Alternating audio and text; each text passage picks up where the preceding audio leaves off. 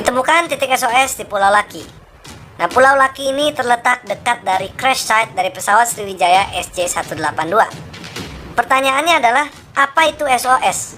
Informasi selengkapnya ada di video ini.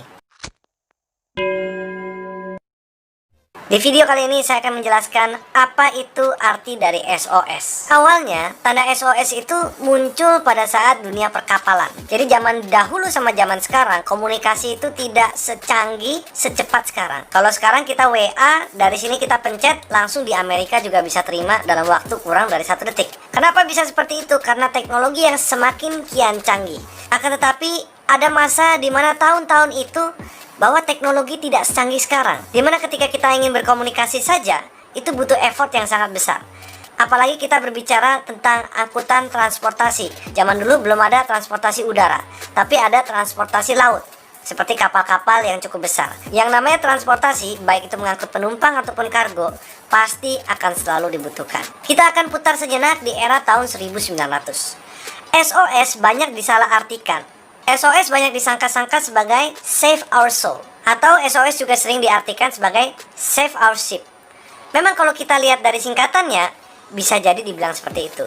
Padahal dari sejarahnya, bukanlah itu arti dari SOS. Jadi sinyal SOS itu merupakan sinyal Morse code.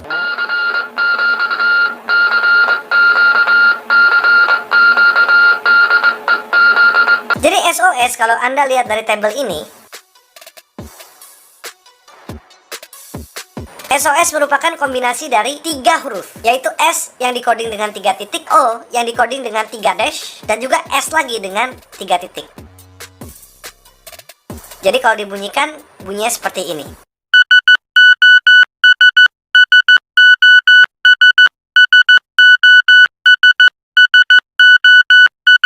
Siapapun di area yang bisa mendengar Morse code ini, sudah mengetahui bahwa ada kapal yang lagi distress. Itulah simpelnya guys. Nah, pada awalnya kapal-kapal tersebut itu nggak punya unified signal.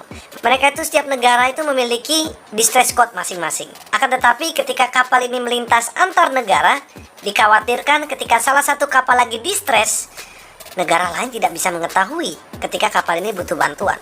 Maka itu pada tahun 1906, Komite Internasional membuat Global Unified Distress Code, yaitu SOS. Jadi mulai efektif pada tahun 1908, distress signal di seluruh dunia menjadi SOS. Itulah bagaimana sejarahnya SOS terjadi. Akan tetapi, seiring dengan perkembangan teknologi, radio itu semakin evolve teknologinya. Jadi teknologinya semakin baik, semakin baik, semakin baik, sehingga Morse code itu mulai kurang begitu digunakan. Digantilah dengan kata-kata distress yang dikatakan. Jadi bukan lagi kode, akan tetapi kata-kata yang dikatakan, yaitu jadi Mayday. Mulai pada tahun 1927, Mayday menjadi distress signal yang dikatakan. Jadi kalau kita bicara SOS arti sekarang, ini digunakan untuk menunjukkan kata-kata bahaya atau permintaan tolong atau distress code. Jadi ini lebih ke pengungkapan. Jadi SOS ini memang cocok sebagai distress sinyal karena dari SOS ini bisa dibaca dari atas ke bawah atau bawah ke atas, dari kiri ke kanan, kanan ke kiri. So it doesn't matter. Jadi itulah guys apa arti dari SOS. Seperti yang Anda ketahui, kalau kita mau cari lokasi, kita mau cari tulisan, Google ini selalu terasosiasi dengan data. Bagaimanapun, ini adalah data yang diisi. Intinya siapapun bisa add places di Google yang bisa diakses oleh semua orang.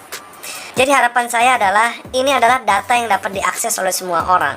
Dengan terjadinya tragedi Sriwijaya SJ182, saya sangat berharap agar orang-orang yang tidak berkepentingan tidak asal memasukkan data yang tidak seharusnya dimasukkan dan menyebabkan chaos guys. Ini kurang baik lah. Himbauan kepada tiktokers, janganlah masukkan data seperti ini ke dalam tiktok untuk diviralkan tanpa melihat keasliannya. Jadi sepertinya sekian yang dapat saya sampaikan. Semoga informasi ini bermanfaat. Jangan lupa untuk hit like dan subscribe. Jumpa lagi di video berikutnya. Sampai jumpa dan salam rotate.